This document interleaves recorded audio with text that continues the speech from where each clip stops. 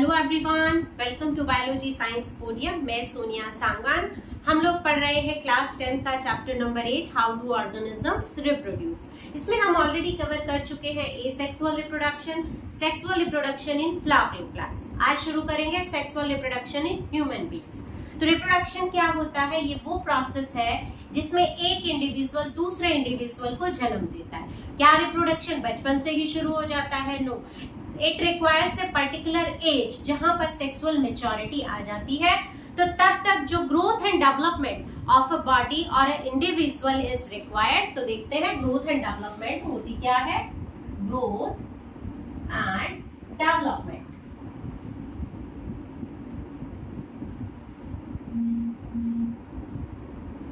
growth and development are the gradual and irreversible changes. growth and development क्या है? growth and development are the gradual, धीरे धीरे growth होती है, एकदम से ग्रोथ नहीं देखने को मिलती है। gradual and irreversible changes.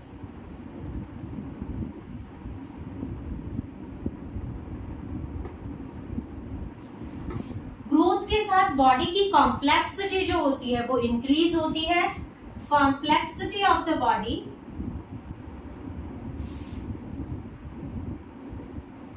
increases with growth and development.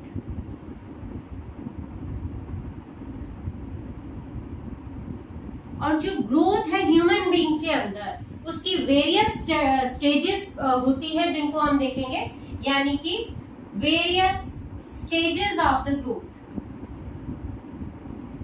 Human being की हम यहाँ पर बात कर रहे हैं, growth in human being.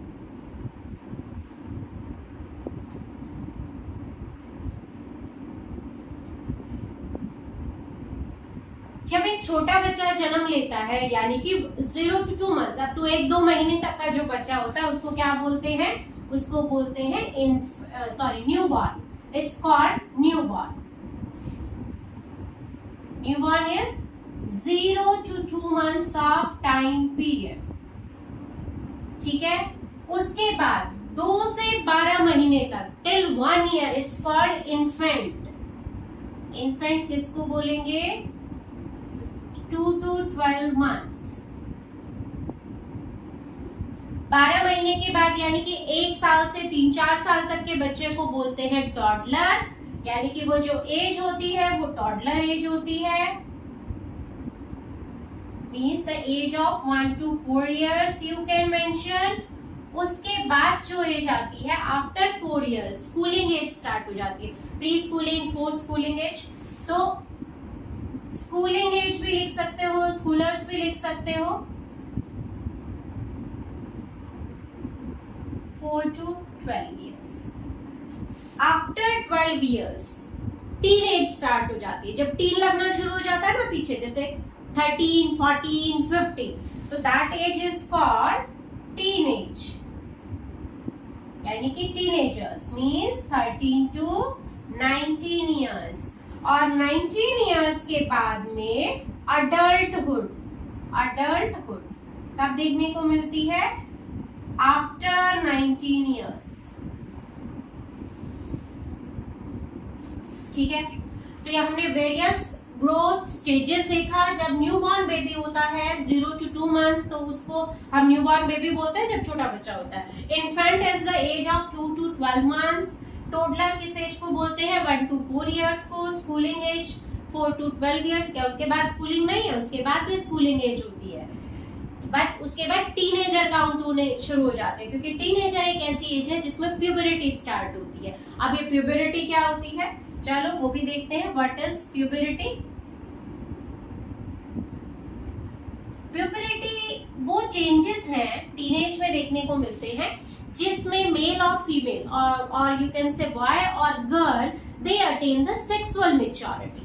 This is the age or this is the period, time period की हम बात कर रहे हैं, when boy or girl, boys or girls attain sexual maturity, sexual maturity, ये टाइम पीरियड आप यहाँ पर टाइम भी ऐड कर सकते हैं। तो ये वो टाइम पीरियड है जिसमें बॉयज और गर्ल्स जो होते हैं they attain the sexual maturity. Girls के अंदर जो टीनेज होती है, इन गर्ल्स यानी कि जो प्यूबरिटी होती है वो कब स्टार्ट होती है? Puberty starts at the age of 11 years। Generally 11-12 साल की एज में फीमेल्स के अंदर प्यूबरिटी स्टार्ट हो जाती है। प्यूबरिटी में क्या होता है? सेक्सुअल मेच्योरिटी आ जाती है। दैट मीन्स जो ओवम बनने की प्रोसेस है फीमेल बॉडी में वो शुरू हो जाती है। मेंस्ट्रुएशन साइकिल स्टार्ट हो जाता है। इन केस ऑफ मेल और boys, प्यूबरिटी starts at 12 years। 12-13 years में उनमें जो है चेंजेस देखने को मिलते हैं। आवाज जो होती है थोड़ा सा भारी हो जाती है, ब्रॉडनिंग ऑफ शोल्डर हो जाता है, दाढ़ी मूछें आनी शुरू हो जाती है। And then their reproductive system, their reproductive male part also get maturity and they start producing sperms as well. और ये जो प्यूबरिटी है कब तक कंटिन्यू रहती है? It continues till 18 years। It continues till 18 years। तो these are the various stages जो कि लाइफ के अंदर after birth till getting maturity, ये वाली सारी स्टेजेस देखने को मिलती है। प्यूबरिटी जो होती है गर्ल्स में 11 years के बाद स्टार्ट हो जाती है, बॉयज में 12 years के बाद स्टार्ट हो जाती है। और उनकी बॉडी के अंदर फिजिकल चेंजेस भी देखने को मिलते हैं। अब प्यूबरिटी के टाइम पर कौन कौन से फिजिकल चेंजेस नजर आते हैं मेल एंड फीमेल बॉडी में, वो अभी हम लोग देखते हैं।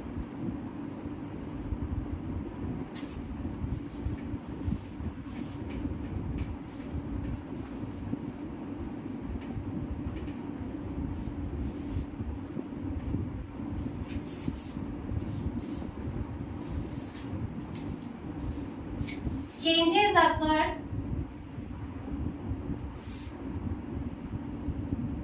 during puberty।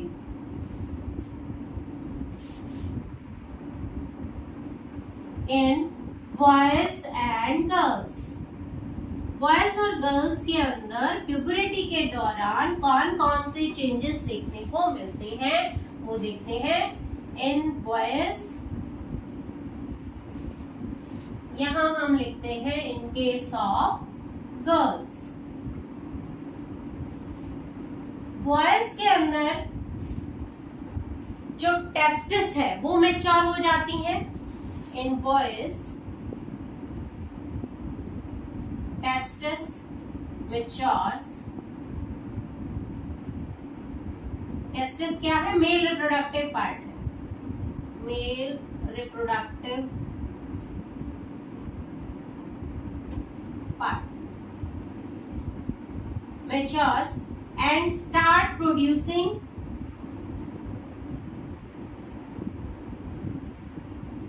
sperms। फीमेल के अंदर क्या होता है? और in girls ovary starts producing ovum। ओ, ये क्या है? फीमेल रिप्रोडक्टिव सिस्टम का पार्ट है। और you can say female reproductive part. Actually में फीमेल रिप्रोडक्टिव पार्ट का एक छोटा सा हिस्सा है, उसका डिटेल अभी हम देखेंगे। अब फीमेल रिप्रोडक्टिव सिस्टम है, then you would be able to understand ovary क्या होती है। तो आप इसको लिख सकते हो part of female reproductive system. इसी तरीके से मेल रिप्रोडक्टिव सिस्टम पार्ट, इसको भी आप सिस्टम का एक पार्ट होता है, ठीक है। तो मेल के अंदर स्पर्म फॉर्मेशन स्टार्ट हो गई, फीमेल के अंदर producing ovum and menstruation cycle also starts. Menstruation cycle starts. और क्या चेंजेस देखने को मिलते हैं? इन केस ऑफ फीमेल जो होता है ब्रॉडनिंग ऑफ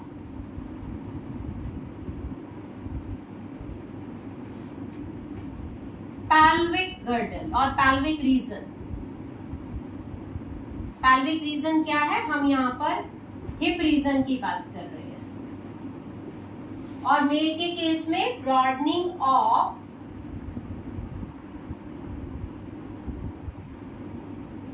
पेक्टोरल गर्डल.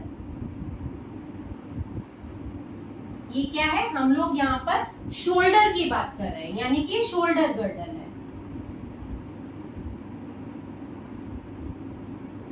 ठीक है. उसके अलावा प्यूबिक हेयर्स की ग्रोथ देखने को मिलती है. Pubic hair growth starts.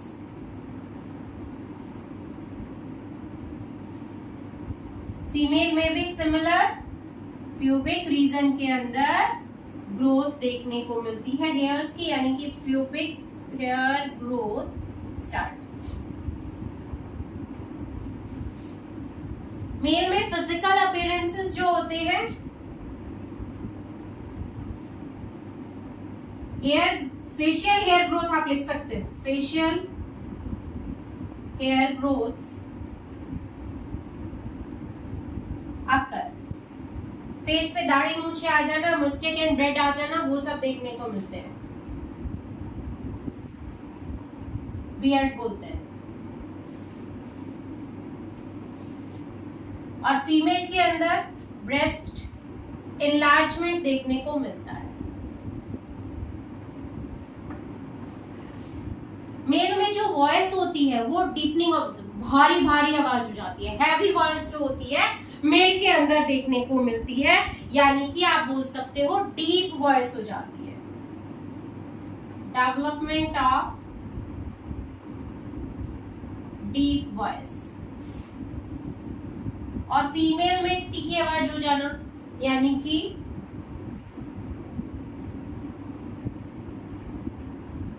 Development of स्टेर voice.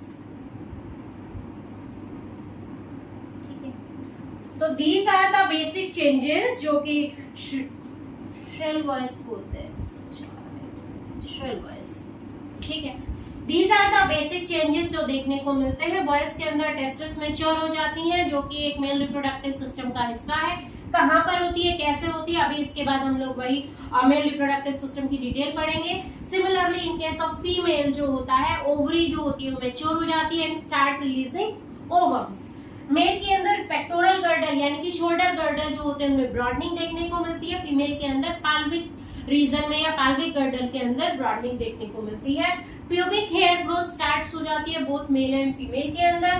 Facial hair growth जो होती है बॉयज के अंदर देखने को मिलती है. मुस्टेक एंड बियर्ड देखने को मिलती है. In case of female breast enlargement can be seen, while in case of male development of deep voice, deepening of the voice start. और फीमेल के केस में वॉइस श्रिल हो जाती है. क्लियरली आप अंडरस्टैंड कर सकते हो इट्स अ मेल वॉइस और द फीमेल वॉइस. तो these are the general changes which can be seen during the puberty. इसके बाद देखते हैं कि मेल रिप्रोडक्टिव सिस्टम क्या होता है, किस तरीके से मेल रिप्रोडक्टिव सिस्टम के अंदर स्पर्म्स की डेवलपमेंट होती है.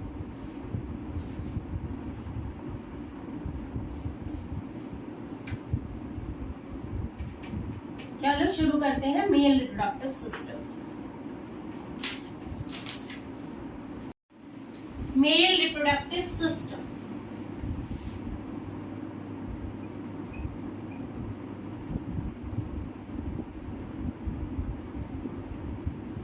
मेल रिप्रोडक्टिव सिस्टम के अंदर वेरियस पार्ट्स को हम लोग कवर करेंगे. सबसे पहले उसका डायग्राम देखते हैं. मेल रिप्रोडक्टिव सिस्टम के अंदर 2 टेस्टिस आर प्रेजेंट. ये 2 टेस्टिस है. टेस्टिस पाउच लाइक स्ट्रक्चर के अंदर होती हैं. इस पाउच लाइक स्ट्रक्चर को हम स्क्रॉटम बोलते हैं.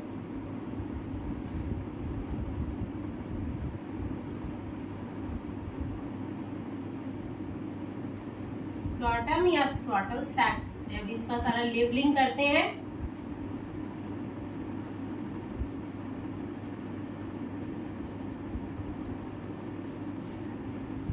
तो दिस इज टेस्टिस।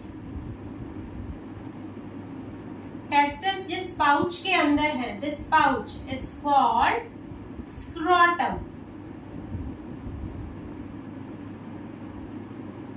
यहां से टेस्टिस को कैरी करने के लिए,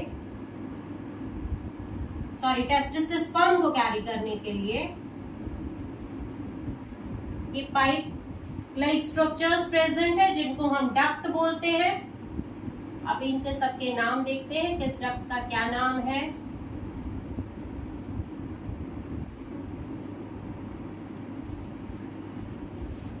This duct basically carries sperms from testis और यहाँ पर urinary bladder present है।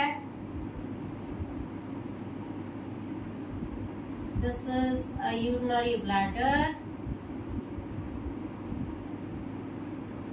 and the opening, this pipe is called urethra। सबका लेबलिंग अभी हम करते हैं।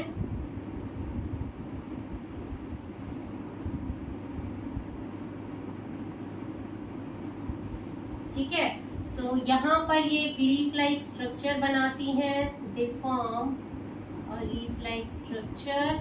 यहाँ से ये यूरिथ्रा की पाइप है, ये इसमें ऐड हो जाती हैं और यहाँ पर ये स्पर्म्स को इसके अंदर डालती हैं। यहाँ पर एक और ग्लैंड प्रेजेंट होती है, देखते हैं अभी उसका नाम। यहाँ पर ये लीफ की तरह आप इसको स्ट्रक्चर दिखा सकते हैं। ठीक है, तो ये है टेस्टिस। टेस्टिस के अंदर स्पर्म की फॉर्मेशन होती है। ठीक है, और स्पर्म बनने के बाद यहाँ पर स्पर्म्स की स्टोरेज देखने को मिलती है। स्टोरेज स्पर्म की कहाँ होती है? This is called epididymis. Epididymis. Similarly epididymis यहाँ पर भी प्रेजेंट है। ठीक है, and they store the sperms temporarily. वहां पर स्टोरेज रहेगा, स्पर्म्स को मोटिलिटी प्रोवाइड की जाएगी। उसके बाद ये जो डक्ट है ये स्पर्म्स को कैरी करके आगे की तरफ लेकर जाएंगी।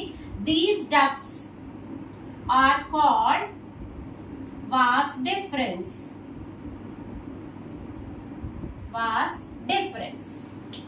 उसके बाद this is urinary bladder. Urinary bladder है।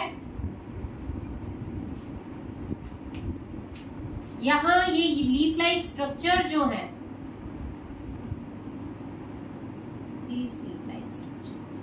इन लीफ लाइक स्ट्रक्चर्स को बोलते हैं सेमाइनल वेसिकल।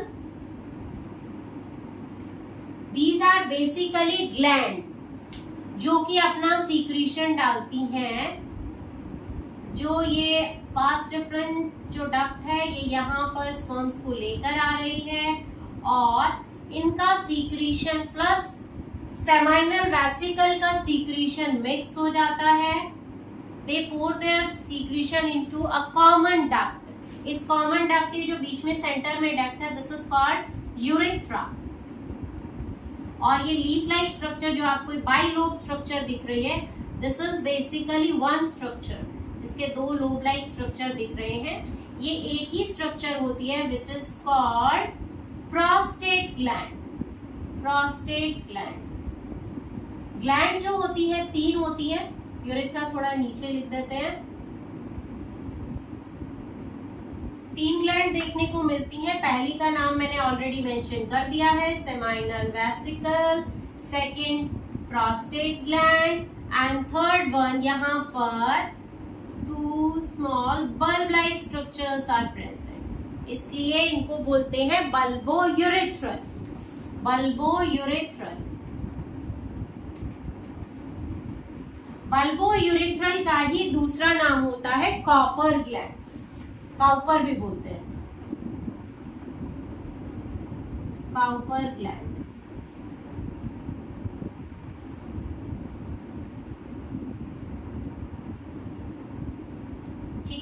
तो कॉपर ग्लैंड जो है वो थर्ड वन, ठीक है। This is the external genitalia which is called penis and the upper skin is called foreskin and the aperture for urination is called meatus, ठीक है। तो these are the various parts of male reproductive system। किसका diagram बनाया है हमने? male reproductive system।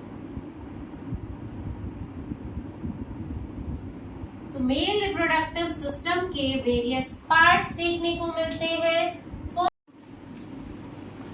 First part is scrotum. Scrotum क्या है?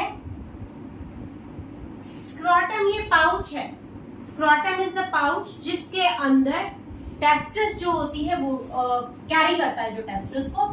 Scrotum it is a pouch like structure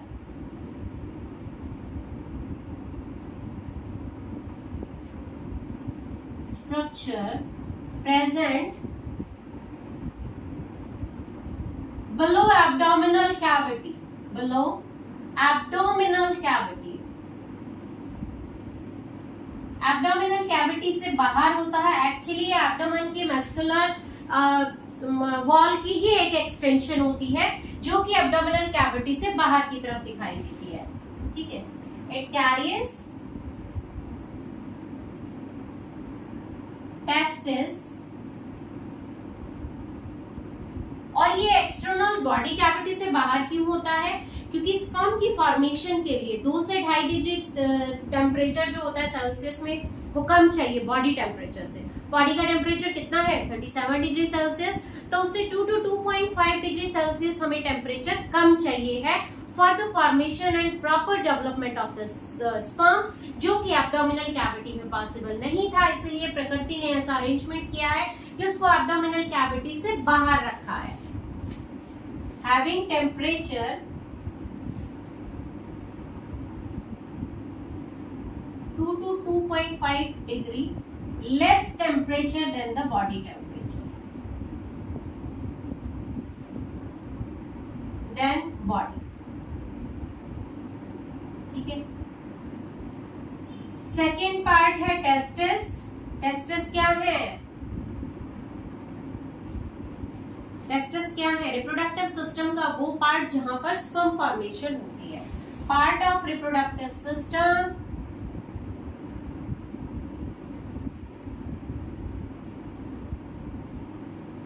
where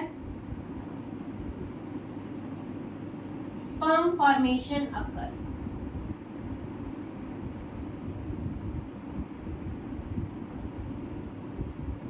उसके बाद थर्ड पार्ट हमने देखा एपिडिडाइमिस। एपिडिडाइमिस क्या है? acquired structure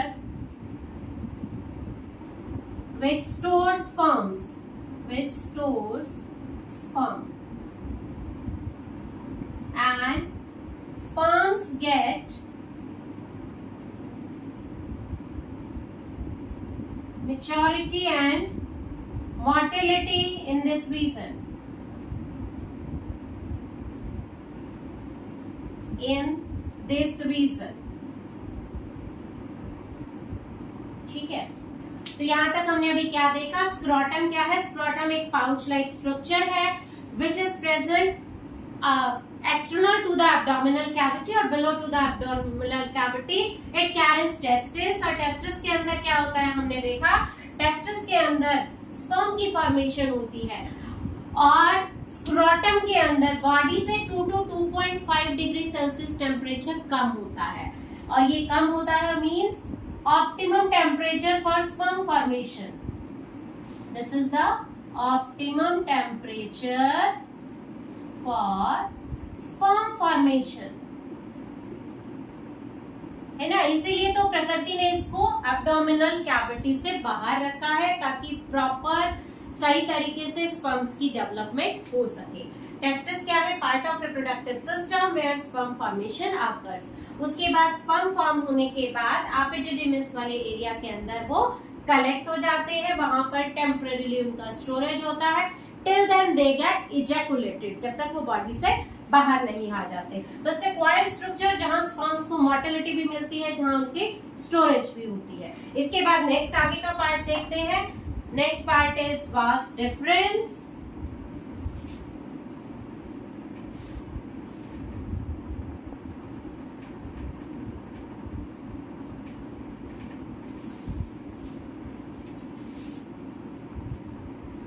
अगला पार्ट क्या है? Vast difference.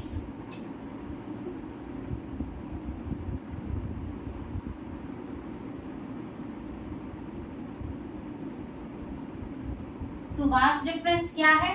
It's a long tubular structure, या ये वो लंबी ट्यूब है जो कि स्पर्म्स को एपिडिडेमिस वाले एरिया से यूरेथ्रा तक पहुंचाती है। ये क्या है? Long tubular structure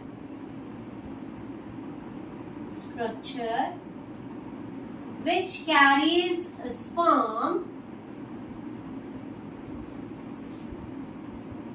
from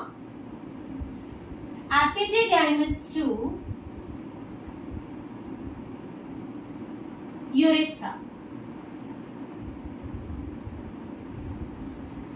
vast difference के बाद यहाँ पर 3 ग्लैंड्स देखने को मिलती है। बेसिकली मेल रिप्रोडक्टिव सिस्टम के अंदर इनके अलावा 3 ग्लैंड्स भी होती है जो अपना सीक्रेशन जो होता है वो स्पर्म्स के साथ में रिलीज करती है, और वो जो सीक्रेशन होता है उस सीक्रेशन की हेल्प से स्पर्म्स जो होते हैं इजीली ट्रेवल कर पाते हैं। ठीक है, तो अब हम यहाँ पर ग्लैंड्स की बात कर रहे हैं। यहाँ पर ग्लैंड्स प्रेजेंट होती है मेल रिप्रोडक्टिव सिस्टम के अंदर। फर्स्ट ग्लैंड है सेमाइनल वेसिकल, सेकेंड ग्लैंड है प्रोस्टेट ग्लैंड,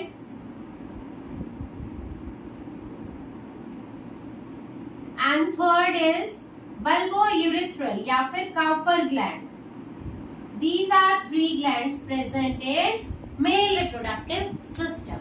Seminal vesicle जो होती है, these are leaf-like structure जो यहाँ नजर आ रही है आपको, पेयर में होती है, 2 होती है नंबर में। प्रोस्टेट ग्लैंड बाइलोब स्ट्रक्चर होती है, but this is 1, single present होती है। बल्बोयूरेथ्रल अगेन 2 इन नंबर या पेयर में होती है।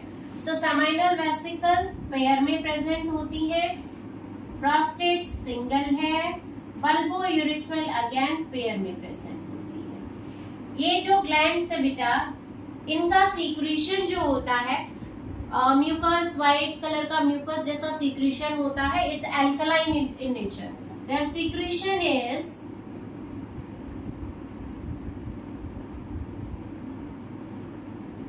Mucus like and alkaline in nature.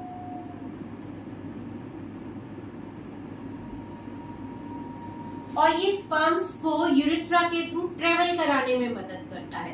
और जो एक कलेक्टिव जो सीक्रेशन होता है उसको बोलते हैं सीमन, SEMEN, सीमन।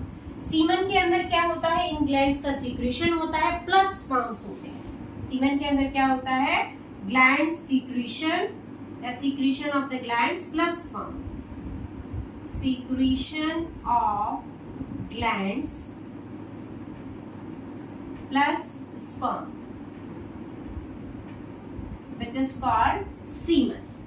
ठीक है, और जो थर्ड ग्लैंड होती है अगेन इसका सीक्रेशन भी एल्कलाइन नेचर का रहेगा and it helps to lubricate, यानी कि secretion helps in lubrication, secretion helps in lubrication. ठीक है, तो इन तीनों ग्लैंड का जो सीक्रेशन है, उन ग्लैंड का सीक्रेशन प्लस जो स्पर्म होते हैं वो उनको कलेक्टिवली हमने सीमन बोला। And when the semen is released out through the urethra और it goes out through the urethra, तो उसके अंदर से यूरेथ्रा के अंदर बेटा देखो यूरिनेशन के लिए एंड स्पर्म्स या सीमन के रिलीज के लिए मेल रिप्रोडक्टिव सिस्टम में सिंगल ओपनिंग होती है विच इज कॉल्ड यूरेथ्रा। यहीं से यूरिन भी पास आउट होगा and this is a common passage for the semen release as well. तो बिकॉज ऑफ द यूरिनेशन यहाँ पर जो मीडियम हो जाता है वो एसिडिक हो जाता है और दैट एसिडिक मीडियम में डिस्ट्रॉय द स्पर्म्स। इसीलिए अरेंजमेंट बॉडी में क्या है कि इन जो ग्लैंड्स का सीक्रेशन होता है वो एल्कलाइन इन नेचर रहेगा so that it can coat the urethra और उसके एसिडिक मीडियम को न्यूट्रलाइज कर सके ताकि स्पर्म्स जो है वहां से इजीली पास आउट हो सके। उसके बाद नेक्स्ट पार्ट इसका है urethra.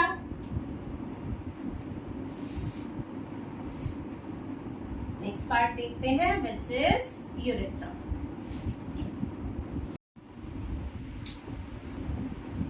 Urethra,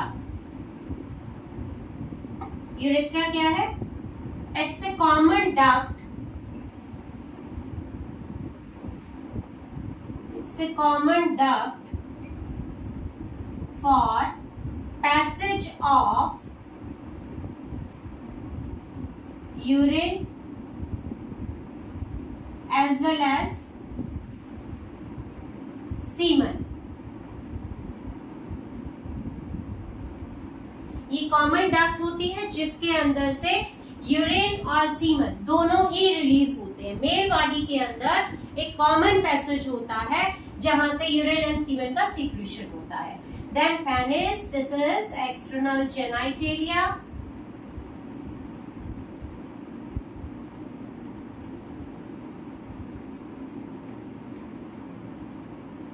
which helps in copulation.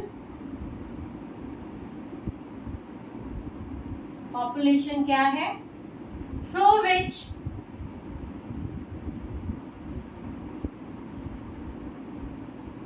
sperms are released into female body.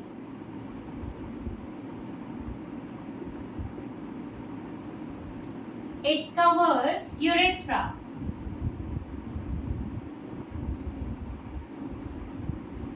इस पर एक थिन कवरिंग होता है स्किन की, having loose thin covering of skin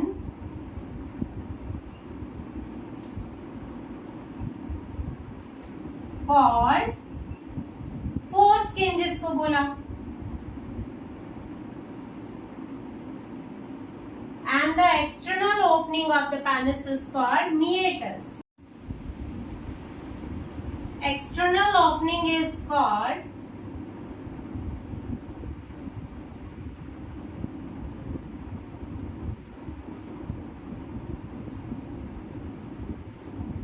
meatus. So this is all about the male reproductive system. इसमें हमने various parts of male reproductive system देखे, किस तरीके से various glands जो होती हैं अपना secretion डालती हैं and the common secretion of glands as well as the testes जिसको sperm बोलते हैं उसको हमने collectively देखा semen बोलते हैं। तो पढ़ते रहिए, अगर कोई डाउट है तो you can write me in the comment section. Till then, bye bye.